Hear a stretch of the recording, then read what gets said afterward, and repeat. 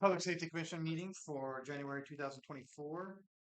We'll call this meeting to order at 7 p.m. We have a quorum present with Commissioner Warby, Commissioner Dickinson, and Commissioner Cruz. I'll need a motion to approve the agenda. I move to approve the agenda. Okay, I'll second. And if there's no objections, do we need public, is there any public comment on the agenda as it stands? Okay. So if there's no objections, we'll move to approve the agenda. Item 3, public comment. Public invited to present petition, make announcement, and provide other information to the commission. Right here is the public? Or? Here's your council liaison. Oh, okay. Yes. So if it's relevant to the scope of authority of the city of Blue Lake, that is not on the agenda. Commission may provide up to 15 minutes to the city for this public input session. The public will be given an opportunity to address the items for each individual presentation. So at this time, is there any public comment?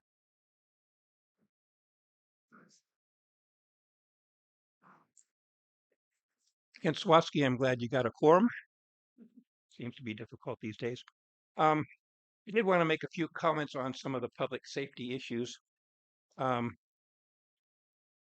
We're going to hopefully be entering into some negotiations, quote unquote, with the sheriff regarding the contract. And of course, I communicate with Sheriff Billy Hansel on a regular basis. So I asked him if there was any update from his end on this thing. And his communication to me today at 4:12 p.m. was, we have invited the mayor and Mandy to the meeting on January 19th at 8 o'clock to discuss the contract. As of last week, Captain Quinnell hadn't heard back from Mandy, but he believes she will be there. So it's always good when you have a meeting set up, to fly as soon as you can on the thing. I highly recommend staff do that. I'm quite optimistic that that the sheriff, out of the goodness of his heart, basically is going to give us a small amount of discount during this thing, maybe 10% or something like that, I would hope. And that would be a good thing on his thing. It's basically just coming out of his budget, but as far as easing what's going on there. So hopefully that will happen regarding that. And we will continue to have some sheriff protection in our city here, which is imperative to all of us here. I did also want to make a comment regarding the safety thing, which we have regarding our I guess you call it our truck route improvement or the main improvements. I think it's a 1.6 or $1.9 million grant.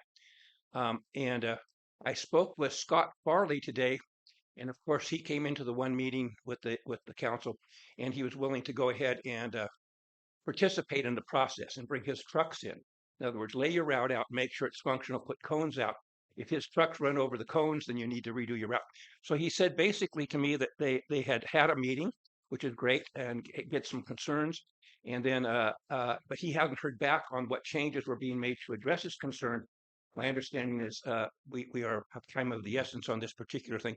Hate to see it be a last minute thing where everybody waves their hand and say we have to approve something without it being tested. So highly recommend that staff get a hold of Mr. Farley, get the current plans to him, get these set up so he can test it. Otherwise, you're going to have a non-functional application going through as far as permitting goes. So it's a major safety issue.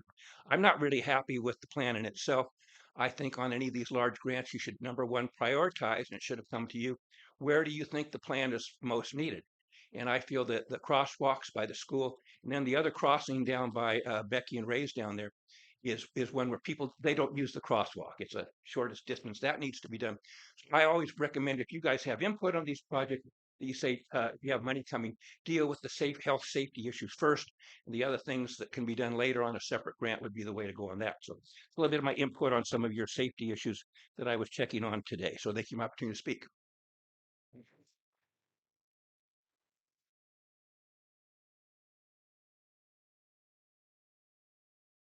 Is there any other public comment or public input on the non-agenda items?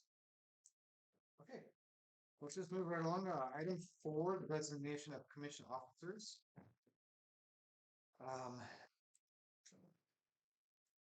How do we want to? Yeah, we can. Should we defer this until Phil's here? That's good. Alright, we'll move that to a future agenda item. Is that just until all commission offers? Yeah.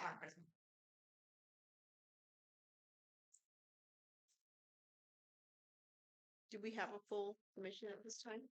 Is there for us, all the commission? Dan has taken a new job, and so he will resign. So we'll re-app.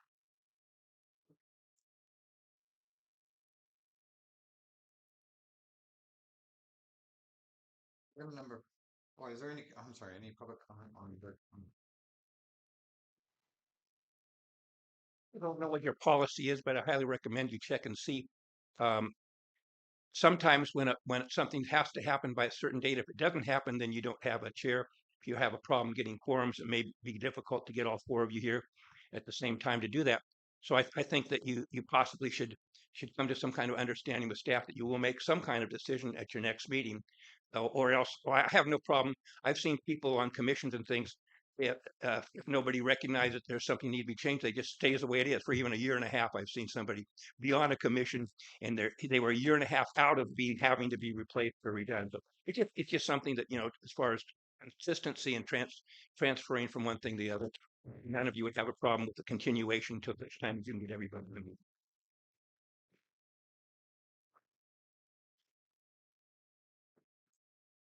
there's no other comment, then we'll move to item 5. Humboldt County Sheriff contract date. Call data review and ad hoc committee update discussion and recommendation. Yeah, so we've had a lot of conversations regarding the sheriff contract and the proposed increase. There's a lot of process associated with that request to increase the contract. I've been able to pull the original action from the County Board of Supervisors authorizing the City of Blue Lake and the City of Trinidad's contracts, and the subsequent language that authorized the sheriff to enter into those contracts and also to propose increases. So that action was pretty straightforward.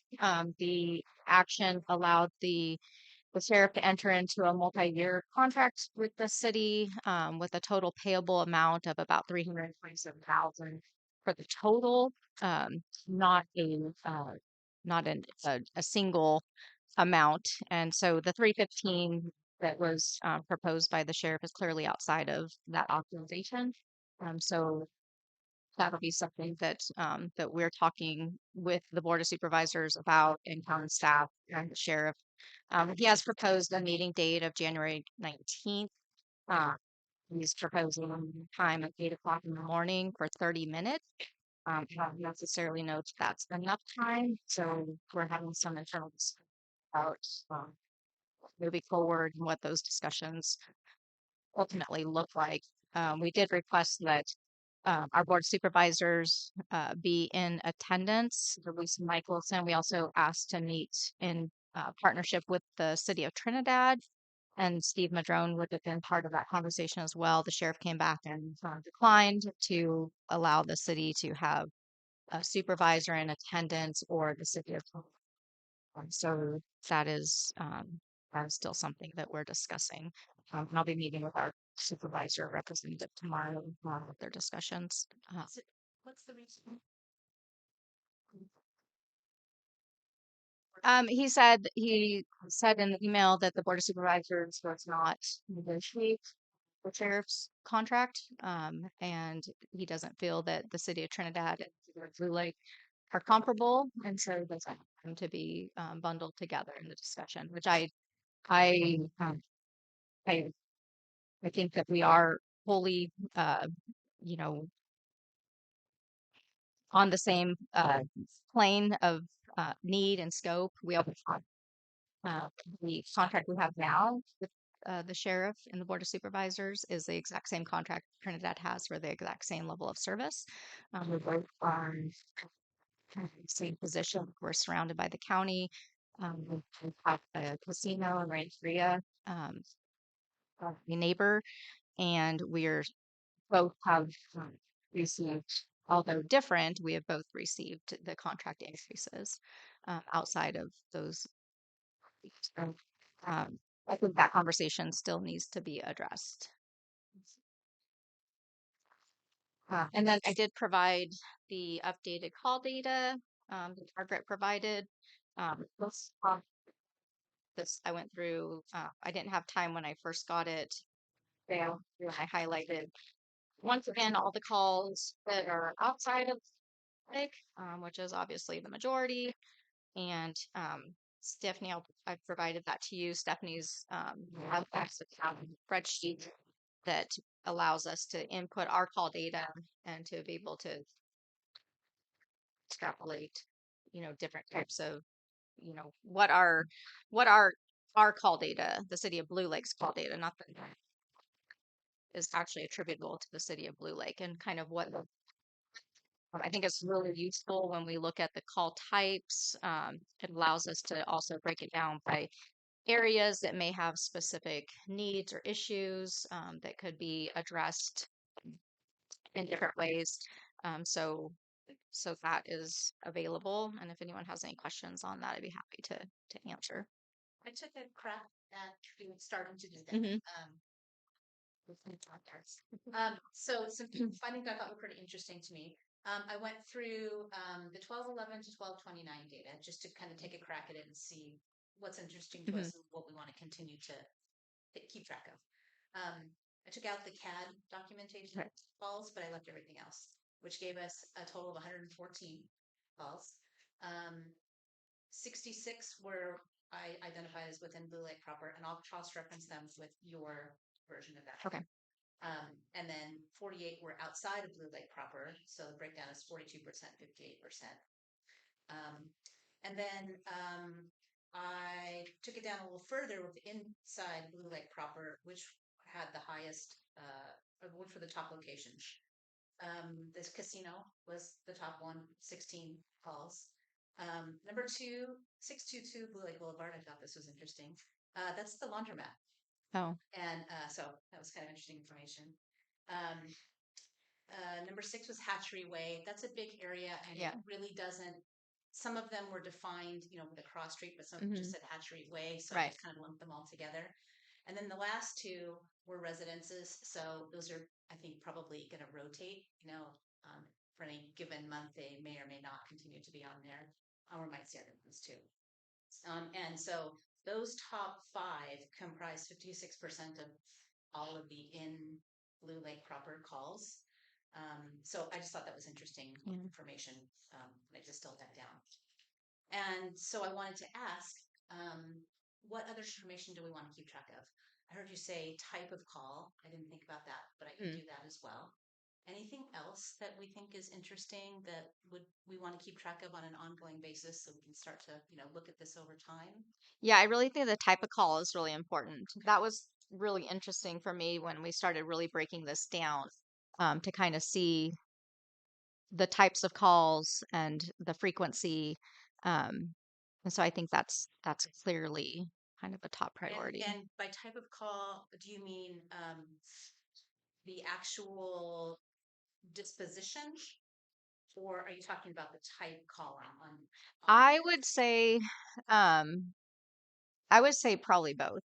I think we could get both in there because I think the disposition has a lot of valuable information as well. And then obviously the call type just gives us a better sense of what's going on. But, when you look at these and you can see, no report, I'm really interested in, especially in where you see different types of calls and you see no report taken. I think that's really interesting. When there's transfers, we'll see a lot of transfers either to CHP or transfer to medical or transfer to fire. Okay. Um, And then I'll see if I can figure out the type column. There's some codes in there. I'll see if I can figure those out and create a little dictionary for Okay. us too. Great. Anything else that you guys think would want to keep track of, or that the council might want to know about? These 2. Well, I'm curious of your purpose for keeping track and and how that information might be used. So purpose for me, I think, is that we've never done this before. Okay. So I think like I had ideas about what I thought would be sort of a hotspot casino. I was right about that. But Mhm. what else? Right. You know, and one of the things that what some of the initiatives we've done in the past are the city's purchased security cameras and offered those to businesses and to groups, and you know, to kind of we have limited resources, Sure. and where can we best use those resources? Okay. Um, I'm not trying to determine what we should be doing with that. I'm just trying to collect data so we can make informed and obvious decisions. Okay. Great. And so, the CAD documentation, do we know exactly what that means? So my understanding is that it is kind of a supplement to a previous call or action, and it's to add additional documentation. Is that correct? It's either that or it's there's certain check-in points where the officer, if the officer comes to, in the past we had specific areas that we requested the deputies to check every night. So they would come and like check the park and check, and so they would do a CAD doc. So it was kind of like a check-in point. So they would, it's not a call, it's not a incident, but it shows that they were there. And so it doesn't come up as it allows it to be pulled out separately from an actual incident. Yeah, I think I remember they didn't speak to a person or respond to a call. Okay. Like I see one here, like on the first page on 12:1, there's a report taken at 421 Charlton, and then hour and 15 minutes later, it's a CAD documentation at the same place. Right. And so I would maybe be able to call them and say, did you swing back by that same Mhm. location and just double check and see if things were quiet?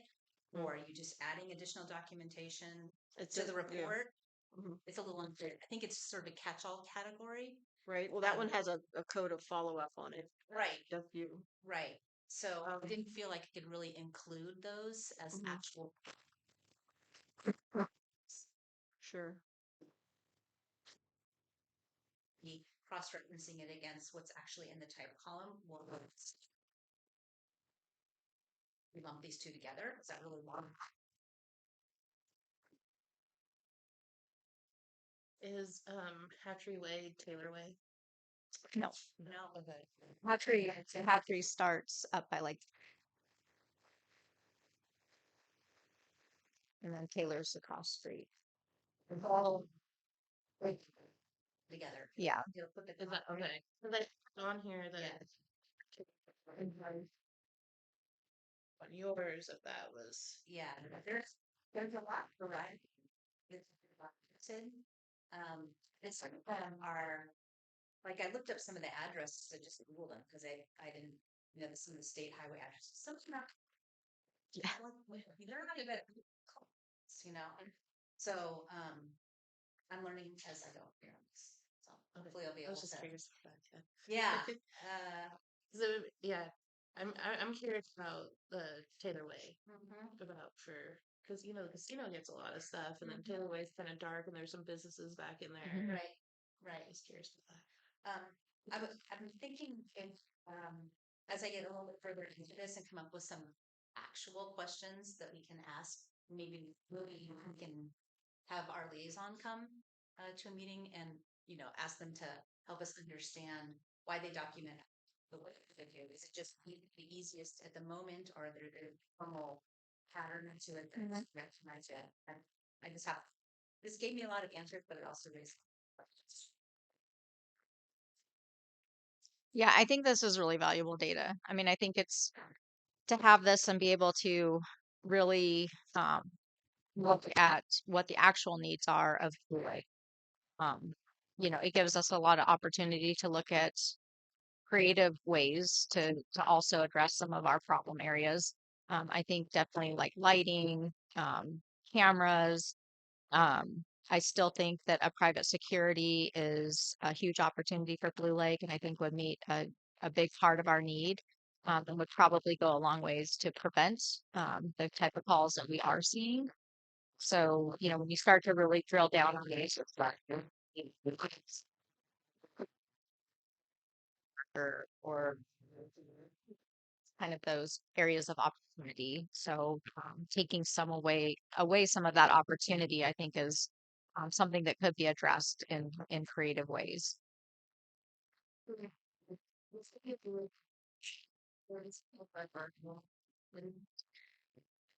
Mm, No, so we're not charged per call. Um, we're charged, right now we're being charged at the cost of a deputy is what was in our original contract. But our contract was reduced, so we don't have we used to have dedicated deputies and we had dedicated patrols. And we don't have any of that now. So we're right now just on kind of like a call response. The deputies do come through at different times and they'll come through if the Willow Creek City is coming through, they might swing through town and maybe take the old 299 and swing around. If they're going out West End Road, they'll come through town. But we're not getting a dedicated. Yeah. Thank you. Mhm. Okay, so I'll just we'll add in the additional stuff we talked about and anything else that might be interesting to track. Yeah, great. Is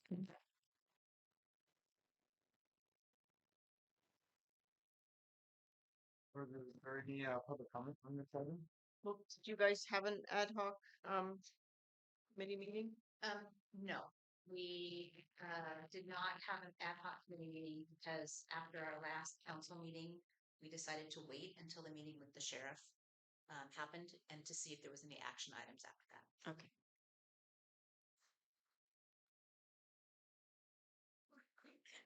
Ken Sawatsky, it's nice to have a statistician in the House. Those stats are very important. And what you'll find is most areas, whether it's on Lost Coast or other areas, they actually map each of these halls where they are. And that lets you know where there's a hot spot or you can see the trends if they're clustered.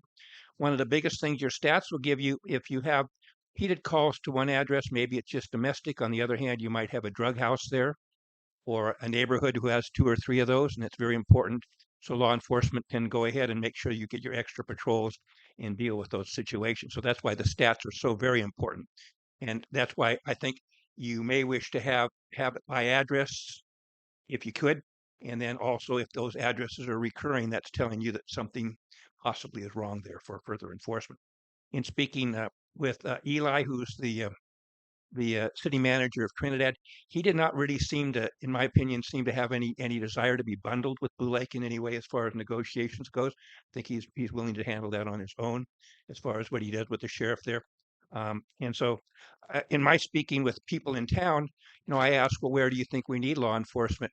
And I think one of the most prevalent places where it would be beneficial, and I did send an email off to Billy recommending, they make sure whenever they can to have their sheriff's deputies come by when the school people are getting dropped off there or being picked up from school, and maybe give a few citations for speeding if you're going to do any work right there to send the message, so people will obey our speed limit. The other thing I will be checking into is there's a process for establishing these speed limits, and it's necessary to do certain things to do that. And for us to have a basis for us to be able to issue citations, that process has to have been done correctly and to the T. And if that hasn't been done, then anybody can challenge any tickets that we might give somebody for speeding in that area. So that's always important. So thank you for the stats. They're fantastic to have, and I think it's kind of fun, isn't it, to do the stats and get down to what's really going on. I can tell.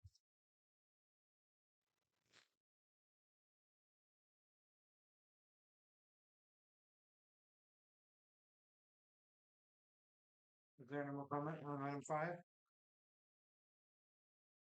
Well, just to kind of go off what Kent said about the school and stuff, and that I do get a lot of feedback from parents and people in the community about it would be nice to.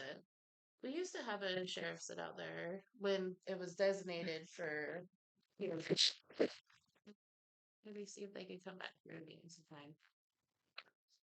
So what we've been told by the sheriff in the past, we partnered with the sheriff to have one of our deputies at the time was trained to be able to use the radar.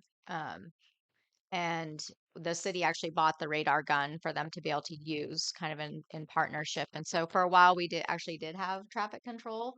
But what we've been told now is that they don't have the deputies uh, who to be able to utilize those devices because traffic control is not kind of a norm duty of deputies. Like CHP is trained in that, and so that we've been told in the past that they don't have deputies that are trained to be able to do that type of work. But it doesn't mean they couldn't sit out there and slow traffic down. presence, yeah. Exactly. Yeah. But since we don't have any dedicated patrols, we haven't been able to have that take place. Is training available for that device to a city employee or community member?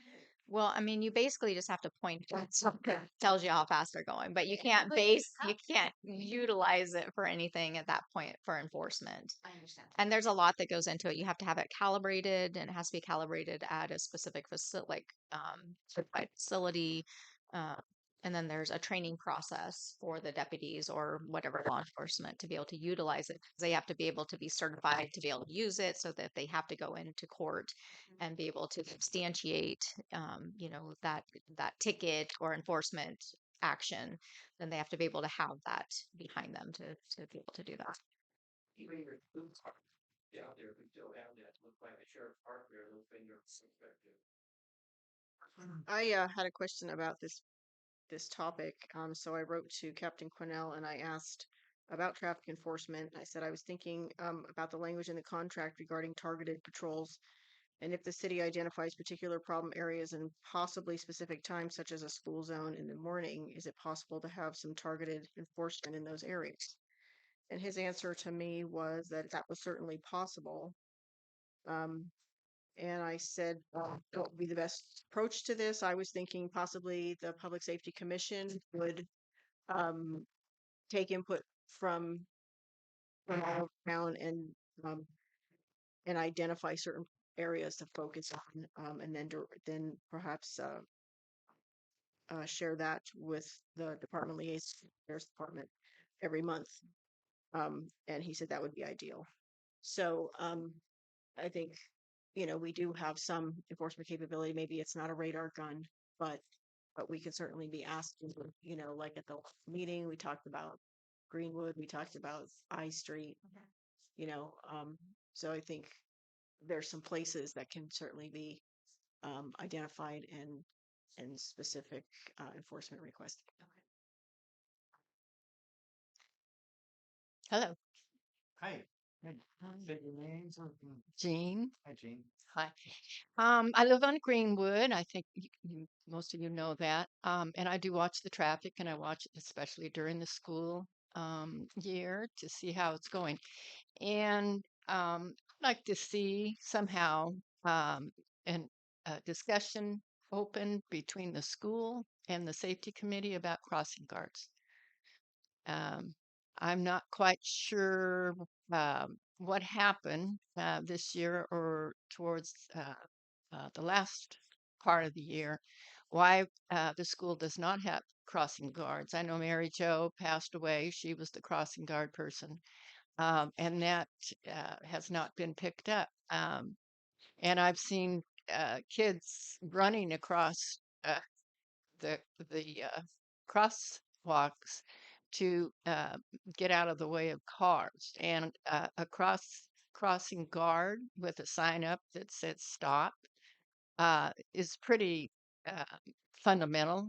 And I'm not sure exactly what the problem is, why that process is not being followed through. It has been for years. So I'd like to see an open dialogue somehow between the school and the safety committee for that. Thank you. Thank you. Jean, I'm just curious if you've noticed any particular trends, time of day, and different things where speeding's an issue on Greenwood. No, Is it just all the time, or periodic. You can have somebody going 15 miles an hour, and the next time you turn around, they're speeding. And um, it's yeah, it's just ongoing. It's individual drivers. You can't. As far as I can tell, you can't really pinpoint who is doing it. It's very sporadic. Mhm. Um, and I don't know if they're people that are just coming through town. I don't know if they're residents. I'm not. I'm not sure. But like I said, I watched a girl. She went 15 miles an hour. I think it was just really nice. And I was outside, and I turned around, and somebody else was speeding down the road. I've even seen people pass other people on Greenwood. That's silly. Um, so yeah, no, I don't think you're going to be able to pinpoint exactly who's speeding on Greenwood. Mm. There's so much traffic that comes through Greenwood. It's the main road in and out, and then going into West End uh, in that area. And people are coming down West End Road to avoid the freeway. They're actually doing that. And I've heard many comments about that. They come down. Um, they don't want to get caught on the freeway, so they just come on down West End and then come through Blue Lake. So yeah, but for public safety, as far as uh, my opinion, is the crossing guard is the best option. You can't, you can't legislate to people all the time that just are coming through for whatever reason. Uh, That's the way I see it. Public safety, adults can take care of themselves. I'm getting kind of cross about the whole thing myself. Thank you. Thank you, Jean.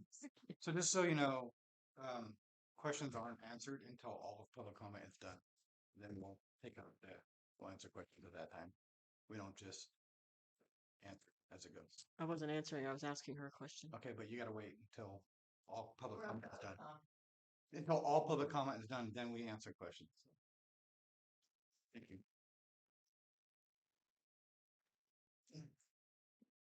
Any other comment on this item? I did see FH2 trucks go about 50 miles an hour. We're gonna move on to item number 6, Powers Creek District project updates. Yeah, so I'll just give you kind of a quick overview. We've got a lot of projects going on in the Powers Creek District. We are in the permitting and design phase of the Powers Creek restoration project. And that project's moving forward nicely. We're hoping to go to construction this summer. Um, we are working with Storyland to use up the remaining EDA funds to be able to do a master plan of Powers Creek District to look at all of the projects that have been proposed and how those kind of lay out. And then that will then translate over to a recommendation for council for a subdivision of the parcels. So that will allow us to continue to look for additional investment in the district. We are in conversations with the Eisner family, who are part owners of the B&B Portable Toilets company, and I believe are they part of Six Rivers Development side too, or all three? And they also own Lake Garbage and Humboldt Sanitation. So Tasha and Kenny have expressed interest in developing the city corporation yard. So that's a conversation that's going to be taking place with the council designated negotiators to bring back a proposed exclusive negotiating agreement for consideration in the near future. Their idea is something similar to what the Comers had been looking at, type of mixed use development, some type of retail commercial, hopefully maybe some food. Um, and then along with that, some housing, so kind of a multi-story development that's also being looked at for circulation with the Russo project. That's been a conversation that we've been having for a number of years now as that project of theirs has been moving forward and they're looking at going into their second phase of development. So we're having some good conversations about how all those parcels work together and kind of maximize benefit not only to projects themselves, but also to the community and to the city. Um, The bike park is under construction and there's been a lot of work that's taken place. And so that's pretty exciting to see. Tavis Kane with B&B has been a huge part of that. And we're going to be looking at doing some additional fundraising. And I also have to say that Gary Johnson has been pretty amazing during that project. He's donated a lot of equipment time, some materials, um, and just a lot of assistance to get that project off the ground. So everyone's really excited to see that moving forward. It's pretty much buttoned up now for the winter. They've been able to get a little bit of extra work time in on that, but it's things are now pretty saturated, and so we've got everything kind of buttoned up. All of our BMPs are in place. Um, that's about all I have on the power grid district. Oh, there's some work is being done on Lake Power site. We're working with Lake Power right now on their permits to look at removing their equipment. That's kind of a fluid process, and but good conversations are taking place. So that's good. I'm hoping that we'll see some action on that, to getting some of that, a lot of that old equipment and stuff taken off that site. Having them remove that obviously saves the city quite a bit of money in the future if once we take over possession of that site and look at any type of future development. So those conversations are taking place, and I think that's about all I have. If you guys have any questions, if there's anything I'm missing on the project, there's just so many things going on down there. I just want to give a shout out though to our CMBA Yeah, volunteers who were out there on Sunday absolutely. covering everything. Yes. Stuff. Yes, we have our CMBA has been great, and it's been hard because we have so many people that want to help, and then we kind of realized getting into the project that we really needed equipment time versus volunteer time at this point. But they've Tim and everyone has been great to help out and to be out there and working with Dana and Tavis and stuff. So this spring definitely will be more of our shovel and wheelbarrow time where people will really be able to get out there. Um, so I think what we have on the radar is something that's going to be a real asset to Blue Lake. It's going to be a real asset to the region.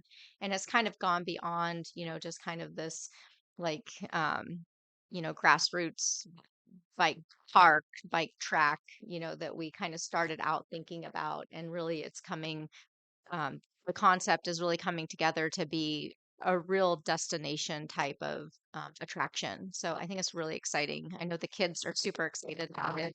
In fact, my son was out there last night in the dark. I could see him on the 360 app. I was like, what is he doing down there? And he was down there with his friends and they were checking it out and, trying to like see the jump line. And I'm like, how could you see? It's like dark. But they were so excited about it. They were all together. So they're like, let's go look at the bike park.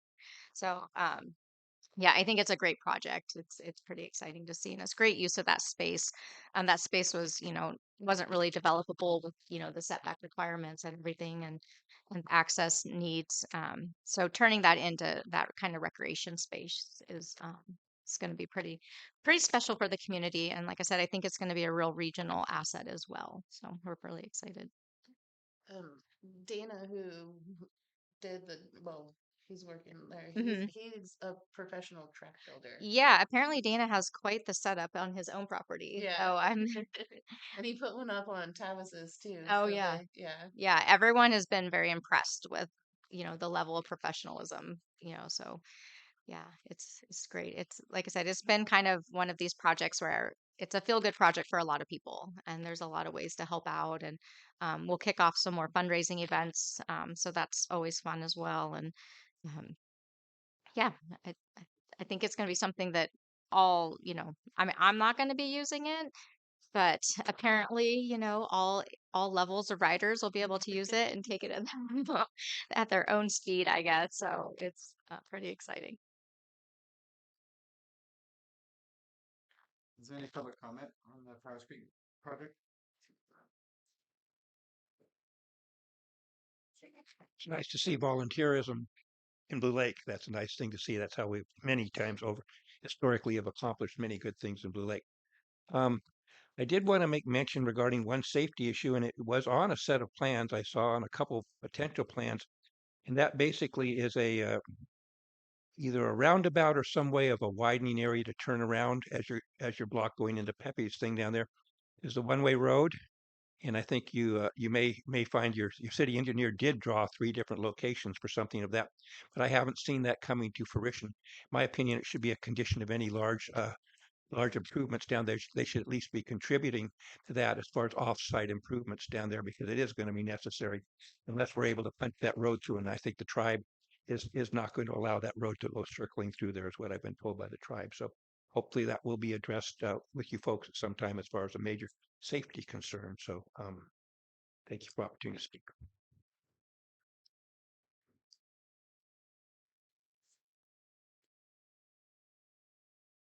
Any other comment on M6? Okay. Well, there's no other comments, we'll move on. We don't have anybody from Red Cross. Yeah, I haven't heard if they filled the position or not. Okay. So, and I'm hoping Andrew, I think, is getting kind of settled in his new position, but I'm hoping that he'll be able to attend and kind of be a liaison for the tribe as well, or the Rancheria. Since he's so familiar with Blue Lake and everything that we've been doing, it'd be nice to see if we can still invite him and see if he can come over and provide some updates and What's it? I believe he's like the emergency operations manager. I'm not sure the exact title. And what did he used to do? He was the Red Cross Is it coordinator? coordinator. Yeah.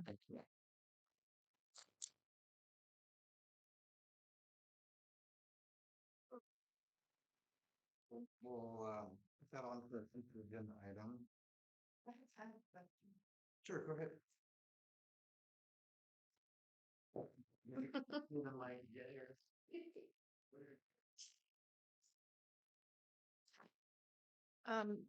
So we do not have a Red Cross coordinator for Blue Lake? We didn't schedule that one with us on projects. Yeah, he's the only one that's been put into. Yeah, into but Blue he Lake. took another position. I'm not sure if they filled it yet. Oh. We're gonna reach out. So our status with the Prash Hall as being a Red Cross facility, who coordinates for that? Me from Red Cross. Who at Red Cross does that? It'd be the new person that takes his position. So we don't have anybody. I don't know. No. Yeah, that would be Red Cross question. Is that what you're asking? Okay. Yeah, I'm just wondering about our facility. We have a It's still Prash Hall is designated. Yeah. still designated, Mhm. so we're waiting then. Okay, just curious.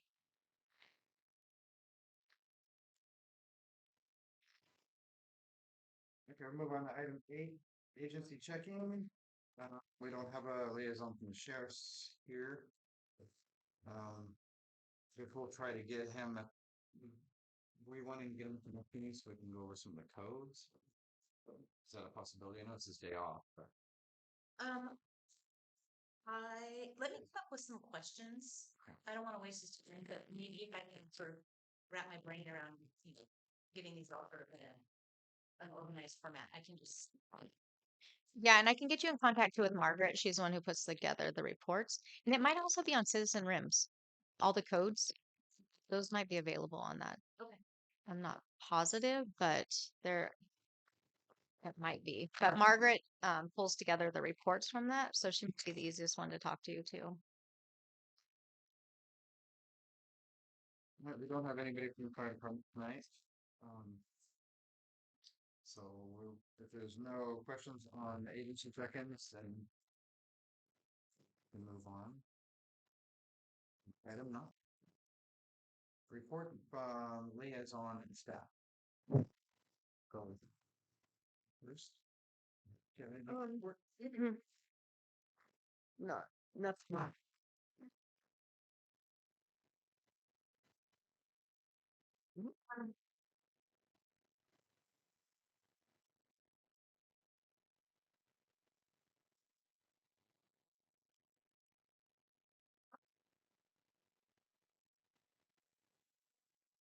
Yeah, he's did. Okay.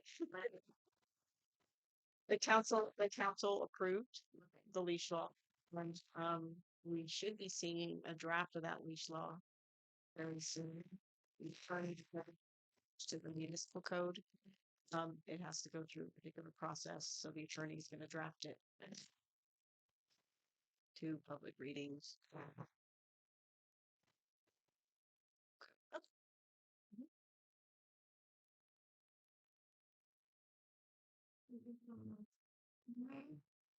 Yeah, so I wanted to give you just uh, a quick update on the truck route. So as you guys know, we had this presentation at your last meeting regarding the Greenwood section of the truck route. So the city has been funded to do design and engineering for the full truck route safety improvements. We've been funded for construction just for this small section of Greenwood. So from the intersection of Greenwood and the Boulevard to the City Hall, kind of the first point. So we have finalized the designs for that section, the Greenwood section. And we did that through a pretty lengthy process. I mean, we've been working on this for, well, let's say almost 3 years. Years was actually during COVID. Um, so that is looking at next week at a special meeting because we've got to get it to the Health Transportation Commission to get on their agenda for a spring bidding date and construction date. Our construction window is a little small because we need to do this construction. What was that? Because there will be a major disruption along Greenwood. Will be the project includes a lot of ADA upgrades. It includes includes raised crosswalks by the school. It includes striping and some uh, some installation of some LID features and some bulb outs to help address issues we have with power poles in our sidewalks. It'll include a little bit of landscaping, but not a ton. So basically, the Greenwood section, we have a limited amount of real estate to work with, and so when we've analyzed the project, we looked at a bunch of different options. Our first option includes utilities. Do something really comprehensive. Working with PG is trying to get some movement on that. PG&E basic holds that project. They don't have the capacity to do the undergrounding, and was really prohibitive. So in order to meet our ADA requirement, travel for the school long we decided that this route would be to increase the width of the sidewalk on the western side of Greenwood. So we are going to have an extended width sidewalk on this side. We'll also get new sidewalks on the east side, and including all the curb drops and ADA mats and things that are necessary. Some of the bulb outs that we have will be in place to go around existing guy wires, but those also are really great in as traffic calming. They're the same width as a car. So if a car was parked there, it's the same. So we're losing a little bit of travel lane, but it still meets all of the requirements. But essentially we're going to have a very nice path of travel going on this side of Greenwood. So the kids can get safely, they can ride their bikes, they don't have to hop around a power pole or, jump off the curb and, go into the path of travel. We looked at doing a bike lane, but just with the type of uses that we have and the big trucks and the commuters and things, having kids on bikes in a pathway that it wasn't delineated physically from traffic seemed just really unsafe. So I think this is going to be a really nice addition. I was trying to think. We did have a meeting with the main industrial truck users. We went through the design Mr. Swatsky mentioned doing some cones and things.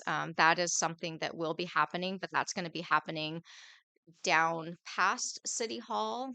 There aren't any problems with the design and working with the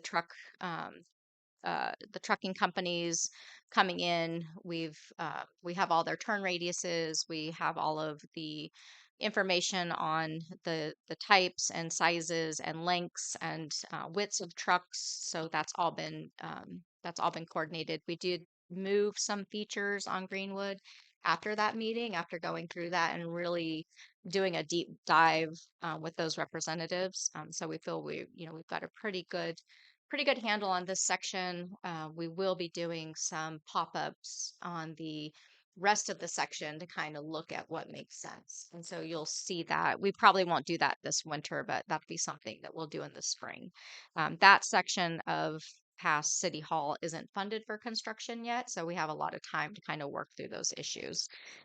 So this section on Greenwood, like I said, we're really looking at slowing traffic down, having safe crossings for the kids, meeting our ADA requirements for the pathways and uh, the sidewalks, and then just also working within, our $1.6 million funding that we have. So it's also going to be a pretty exciting project. We're also going to be looking at uh, replacing all the laterals on Greenwood because we're starting to experience a number of failures in our laterals, and we don't want to have to dig up a brand new road as those start to fail. So we have identified that replacement through our capital improvement program for a number of years. So I'll be bringing that also to council in January to consider that project as well. We're just kind of at the end of some of that infrastructure. So as we're seeing those failures, we just kind of need to get that project done prior to construction of the roadway improvements. So if you guys have any questions on the Greenwood project, I'm happy to answer that as well. When you say it's going to council next week, is Mhm. that for information transfer and approval or? Yeah, so it's for authorization to submit to the CTC, and we'll also be asking for authorization to take it out to bid and to go to construction. So, it always seems like you have a lot of time when you're going into this. It's like, oh, it's December and you have time. And then you start running these calendars and seeing like, well, it takes the CTC so many months to get it on their approval list, and then we've got to get it back, and then we've got to put the bid packets together. And it starts to really catch up to you really quickly. So, as much as we're steeped in winter, spring and summer will be here before we know it. So, we're on a tight timeline. I mean, it's tight enough that we have to have a special meeting with council because we just don't even have an extra week to go to the regular meetings. But it's a good project. We've been chasing this funding for a number of years. I mean, you guys have talked about the problems on Greenwood. We've heard, the issues with the safe path of travel for the kids. And we've been working for a number of years with, safe routes to school. We've done a number of walkability assessments, and all of that data was part of this kind of combination of this final package. We've been working closely with the school, working with the fire department. Um, the school was very excited to be part of the process and to look at the improvements. Those improvements also are kind of taking into consideration any future improvements to the school because there's been talks about moving that playground and moving the parking area. So the design allows for that flexibility. But we'll be also getting flashing crosswalk signs and different things. So I think we're going to end up with a route, at least in this section, that's a lot safer for all user groups. And you definitely will force traffic to slow down. Uh, the raised crosswalks, they're not going to be, huge or really steep, but they really are going to force people to really slow down along that. And it's perfectly workable for all the users. And we had a really good conversation, with Green Diamond and North Fork Lumber and Peppy and Scott, and just talking about the needs of the trucking industry in relationship to this community, and everyone recognizes that this, although it is a truck route, and we have to allow for the trucks and plan for them and access. It's still fine. Doesn't hurt anyone.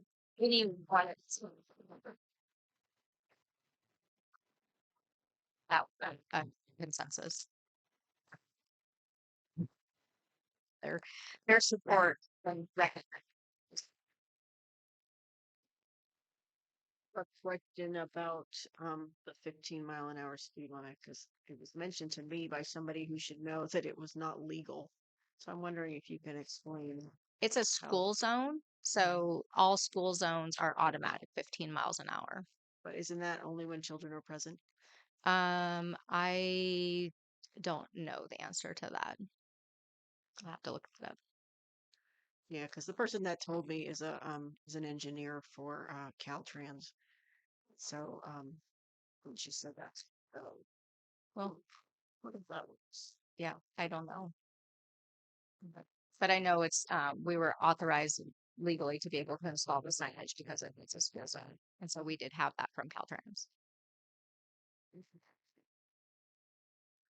Um. Oh, so one of the things that Scott said last month at the meeting was about he was concerned about some of the new things we're gonna have in right at the intersection with Blue Lake Boulevard. Mhm. So are you saying after the meeting, some of those Yeah, obstacles or whatever have been Yeah, removed? so we made some adjustments, but I think what they also realized that those bulb outs were actually just the same size as a car. So I think originally when they looked at those, they thought they were much bigger and they were protruding further out into the roadway. So at the entryway, we moved down a couple of the bulb outs, and so that we can, I think they have a thing comes through. So we'll be able to make that radius. But then when they realize when we went through it that those bulb outs are actually the same width as if a car was parked there, then it's not taking away any of the roadway. So so that worked out well. And then anything larger, they have to come through control traffic anyway with a back part. But when they're bringing their yarders and stuff down, that has to be piloted through, and they have to take up more of the roadway anyway. So there's nothing within the middle section that prevents them from doing that. There's no hardscape or anything within that. So everything else is either it's paid or it's now for permit. So we were able to go through all of that. And answer any questions. I have one more question. Mhm. After that car who was bringing you up to the turn, and logging truck. I'm wondering, is there any possibility of making that a no turn situation to turn around and back, turn on Greenwood, so that Yeah, I don't know if how that would work maybe with kind of the logging trucks. We have been in conversations with the county though, and they did agree to reduce the speed on the boulevard to 25 because of all of the residential driveways actually meets the criteria to reduce. So that's something that we've been advocating for.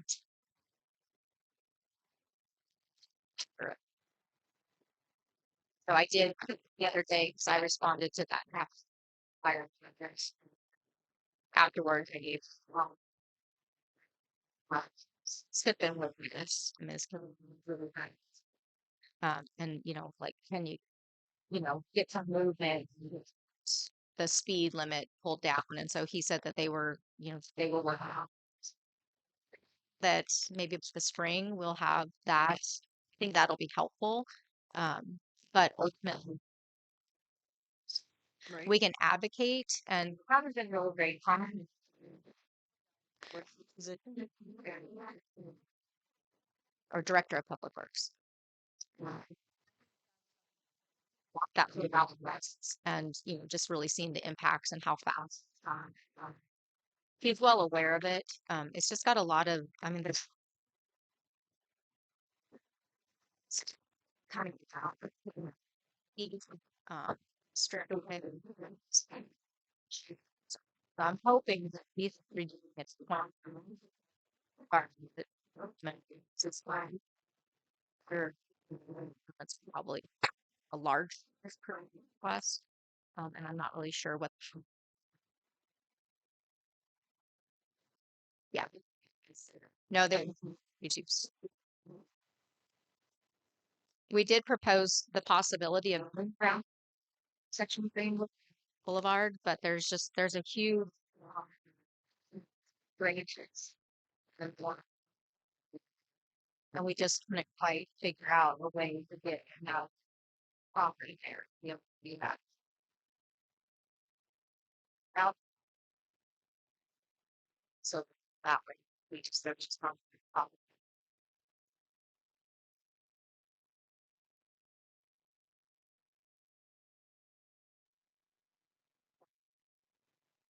Yeah, maybe a meeting for the residents, the owners of the property. They're going to be impacted by this. Yeah, so Okay. we started that last week. So Mike is going to be here on Wednesday from SHN along with Jordan, the other engineer. And so we'll be doing some outreach. Right now, there's not proposed to be any impact physically to people's property, but there are a couple of driveways that I think are going to need to be addressed and improved as part of it to be Yeah, able I'm to. one of the driving, Yeah. So and it's going to have to be ADA and compliant. yeah. From my understanding, the the sidewalk itself is actually our responsibility. So before you go forward with any ideas on Greenwood, as far as any work that's going to be done, I think that needs to be clear. Well, so it is clear that it's within the city's right of way and within our easements. So that's all been surveyed out to make sure that the work that we would be doing is actually within the city's property. You have a survey of my property? We have a survey of all of Greenwood. Yeah. Okay, I'd like to see where my survey Sure. lines are.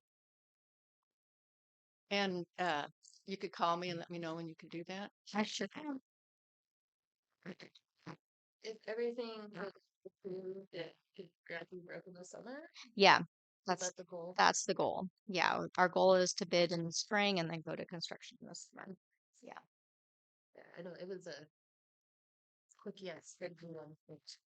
Yeah, and I think, we'll have to definitely we'll start the idea would be to start up by the boulevard and work from the school and work down so that those major impacts by the school, if we have to have some controlled traffic further down, that's a little bit easier, but we don't want to have any impacts when school starts, drop offs and all of that. So that will be the priority area. Okay. Public comment open now? For this agenda. item. Yes, thank you.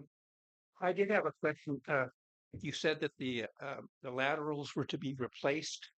I assume that you're not taking them all the way back to the house, but just to the property line. Is Mhm. that correct? Yes. And having been involved in situations like that, they usually put a clean out on the back side or on the property owner's side of the sidewalk. Is that going to be put in for those particular uh, laterals? Usually there's a clean out at that location. My recommendation is if you do put a clean out in, that it's a two-way clean out, so that can be used both by the property owner to clean back for their house. That's a great benefit. I know some cities have gone ahead and just put strictly a clean out going their way, and that costs just about nothing more, and yet the property owner is quite happy because they're able to troubleshoot and tell where they either to get the cameras in to assess if they have problems with their main 3 or 4 inch lateral coming out. So that's a great thing as long as that's incorporated, and I highly recommend you do that for the public. Not to use. So I have a question about what Gene said about the sidewalk being the owner's responsibility. But is that, I mean, aren't the sidewalks in the right of way? It depends. So the sidewalks are usually within the individual's property, and we usually receive an easement for the public access. The sidewalks become the responsibility of the property owner. But as we know, that's a huge burden on property owners to be able to maintain sidewalks, especially when you have older homes and you have, you know, impingements like, you know, major streets and things coming through and drainage and different things. So, you know, this project recognizes that, um, you know, that there are private um, properties in some areas, but this section of Greenwood, because I think when they did the truck route expansion, that property was absorbed by the city. So we actually have the ownership of that property and the ability to make those improvements. And so So the city basically owns those sidewalks. you're Yeah. Thinking. Yeah. Okay.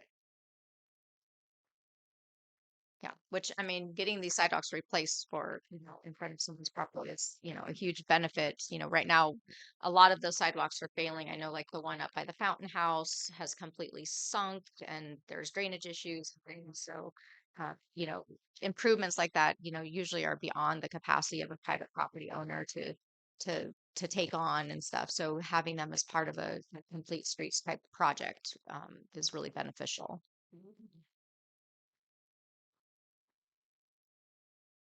Is there any more comment on item A? I'm wondering about the whole pull through drop off situation at the school and why that couldn't be this project. You know, I've heard from mentioned before that it's been discussed, but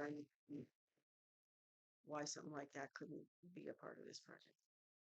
I The school drop-off situation is a school issue. It's not a city issue. And I'm not sure what the plan is in the future. There's been talk about moving the playground in the front of the school and kind of swapping things around so there could be better circulation, but I think that's part of a overall capital improvement plan that the school has that they've been planning for.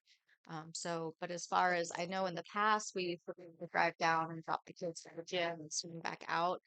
During COVID, some of those there were different restrictions put in place, but I don't know. School is the issue. So I can ask Thursday. Yeah, I could see too that if, you know, we're going through and we're doing all this stuff, what are the chances we could actually just go with it? No, good thing, but Uh, I can ask what needs to be done to. Well, I went out there and just, you know, I don't know what all the rules are in terms of the power poles and the guide wires and this and that. With- in my non-engineering brain, there's like one thing on the playground. If you go through here, you know, maybe free, and maybe and it's most of that area 32. I don't know. Maybe it's not. Rolled into this. Yeah, so we don't have any funding for that. This is strictly, you know, basically it's been a truck route improvement project. And I don't know what the school's overall plan. Like I said, I know they have some plans, but at the point that was years ago, we had dialogue about that. I was talking the kindergarten playground as well and turning that into. We did work with the school to designate the parking lot just for teachers so we could stop that intersection. Parents pulling in and trying to get out kids. It was fun. So that's been a huge improvement, I think. You know, um, kind of an easy, low hanging fruit type of improvement. But their overall master plan, I just don't know. There's drainage. Um, And then big projects have to go through a whole different department that gets involved, and it's a much bigger process. It's it's not something that would be within the purview of this. What is within our purview of this project, though, is taking that into consideration. Sure, we're not putting infrastructure that would be preclusive to any. Though it's a thought, we've tried to be constant of that that process to not impede that from happening if they do receive the funding. But the issue's not, it's hard to justify just thinking too, I mean, it's just, you know, if you're building a new sidewalk in 2 years, that sidewalk should be removed. You know, maybe that's something that, you know, put the driveway in now in preparation for the plan that's coming. You know, so it's cost the same amount for the sidewalk, you know, and we spend our dollars that way rather than trying to make it a driveway in a couple of years. That's kind of what I'm thinking. Not that this is.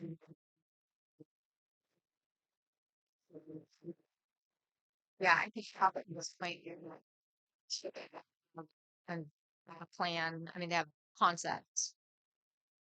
Three, I don't know about their process. Just know that the things that we talked about and we for that much as we can through this process. All right, we're gonna move on to item 10, future agenda items. So is it? Then item destination of Christmas.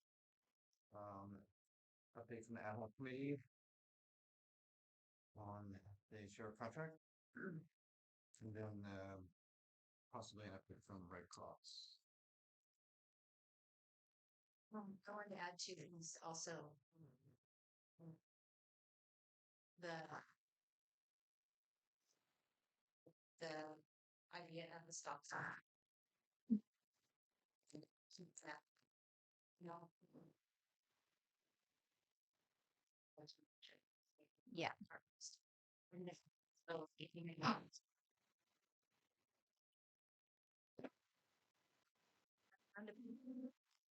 Oh yeah, yeah. aren't steps.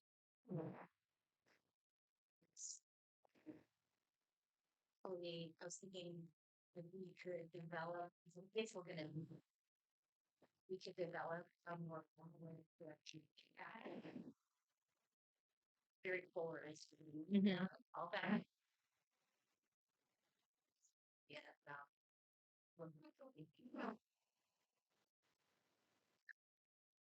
Since the figure out on King Street.